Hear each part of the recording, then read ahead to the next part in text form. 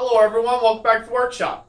So today I'm going to be going over part 6 of our fundamental blacksmithing series. This is a 7-part series covering all the fundamentals of blacksmithing.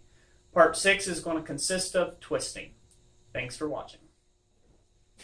Okay everyone, so before we begin twisting, you're going to need a couple tools. You are going to need a vise, something to hold one end of the bar, and then you're going to need a wrench or a twisting wrench, which is nothing more than a wrench with a piece of rod welded on the other end to do the actual twisting bit of it, to clamp to the other side of your twist. Now, I'm going to go over a few little simple things. Twists, there are a multitude. Sky's the limit. As creative as you like to be, just come up with something that you want. I'm essentially just going to show 2 simple twists. One is used with splitting a line down the center to make it look like there's 4 bars instead of 1. And the other one's just going to be a simple twist. Then this last twist here is I'm going to show you what you do when you need to put a specific length twist into a bar section. Now, I lay out my twist with a simple punch mark, center punch mark that I can find under the scale at the fire. And this is where you grip the wrench and you grip the vise itself. So I will go ahead and show you guys this in principle and practicality. Stick with me. Okay, to save economy of time, whenever you're going for a twist, before I bring this out of the fire, I am going to make sure my jaws are already set up for the thickness of bar stock that I'm going to be twisting. Likewise, I'm going to make sure that my twisting wrench is set up to the same size bar stock. So we're going to go ahead and pull this out, and we are going to twist this first section. As you notice, I'm gripping it in the end of the vise. I'm just doing that for convenience of the camera. You don't have to grip it in like this. It's purely just what I'm trying to do here. I'm going to go ahead and grab this right in the center of what's going to be our next twist. And all you have to do is give it nice, even pressure, and you can create a twist. Now, I like my twists to be quite dramatic. What that means is I like it to have really nice, sharp twists. I like these twists because they are different than what a factory can produce. A factory machine usually cannot produce very tight twists because they twist the material cold. So therefore, I like tighter twists because it shows that there was a blacksmith's hand at work. So there's the first type of twist. Very simple. Now, we're going to move down the bar stock, and we're going to twist this section, but we are going to twist it the opposite way. This is called a reverse twist. Now, whenever you reverse twist, you want to cool off the previous twist all the way up until, I would say, the last quarter to half inch of the twist. You want to still leave that hot. And you're going to see why here in a second when we twist this the opposite way. So we twisted the first one counterclockwise. This one we're going to twist clockwise instead, and you'll see the effect. What we want is this to just transition nice and smooth into the other twist. So I will go ahead and get another heat on this and be right back with you. Okay, now that I'm ready to do this, I'm going to cool off that first twisted section up to within about a half inch of the other twisted section like I had stated previously. We're going to leave a little bit of heat left in that. Now, all we're going to do is we're going to actually find the other end of our twist here, and we're going to twist it the opposite direction. Now this is how you get alternating twists. It's a pretty simple technique. Usually you want to go about the same amount of revolutions. That way your twists look right. you want to make sure that you do them at least the same amount of revolutions. If you don't, you'll have more twists on one side and less twists on the other, and it just doesn't look as appealing. Get it nice and straight, and voila, like you see there.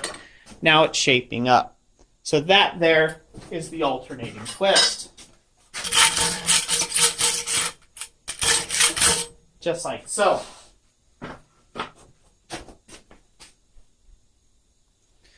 So now, working with these dots, I am going to try to take and twist between these 2 points, and I'm going to go the opposite way and finish off the piece. I should mention, after each successive twist, you want to make sure that it's straight. Otherwise, this thing can have a twist that's up here, and a twist that's down here, and then a twist that twists up here, and that's just bad for business if you're putting multiple twists in it. So always make sure the piece is good and straight. After this last section of twisting, I will show you at the anvil how to do that. Okay, cooling off the twist, the previous twist prior. And now this is where I'll point out. Say you were working with the dots, your clamping point, and you did not have twists prior to this, your clamping point would actually be wherever the dot is on the piece. Now I mistakenly threw this in here upside down so you can't see the dots, but I'm going to grip it at the dotted piece, and now we're going to twist back the opposite direction. Once again, this is good if you keep track of how many twists and revolutions you did with the twists prior. So this way you can make sure that you get the same even looking twists throughout the entire piece. So this is twisting. There's not a whole lot to it, obviously, as you can see. But it is one of the fundamentals, one of the 7 fundamentals of blacksmithing. So we're going to go over the anvil now, and I'm going to purposely bend this. Just purposely bend this. Just say you guys just really had a tough time with it, and now it's just all out of whack. We're going to go over the anvil, and we're going to fix this bend in this twist. And I'll show you how to do that. Okay, everyone. So let's say you've just really messed this twist up bad. Let's say it's actually just bent all to pieces. It's just like so. Okay? I'm going to show you very quickly and easily how you will straighten this. If it's this severe of a bend, you're going to want to hit it with the mountainside up. The mountaintop up. So put your mountaintop up and hammer it down to the anvil. I use a rawhide mallet to straighten the piece. Now, if you look, hammering it on the flats is not going to do much good on a twisted piece as far as straightening. If you turn it up on the diamond, however, you can straighten this piece very quickly. On the diamond, you just hit all 4 corners of that diamond, and it really helps to straighten the piece right out right now. Just like that. And now you've just got a perfectly straight twist again. The problem is if you hit just on the flats, it wants to take and bend in this direction, because you have to remember you've taken these corners and now you have contorted them around. So this is technically, in this section, it almost acts like a piece of round stock in a way. So turning it up on the diagonals like this and hitting all corners, you are making sure that you're working the piece completely from all sides. And this is not hard hammering. You do not want to put flat spots on your twists. That's why we use the rawhide mallet for this. But as you can see, that thing's just as straight as an arrow now. And that's what we want. And it's a very attractive piece. So, that's it for today. I hope you guys enjoyed this video. Make sure to watch the last part if you've been following along in this 7-part video series on the fundamental of blacksmithing. The last part in this video series, this one has been number 6. The number 7th video will be forge welding. I hope you all enjoy this video. If you did, give it that thumbs up, and we'll catch you on the next one. God bless you all, and have a great week.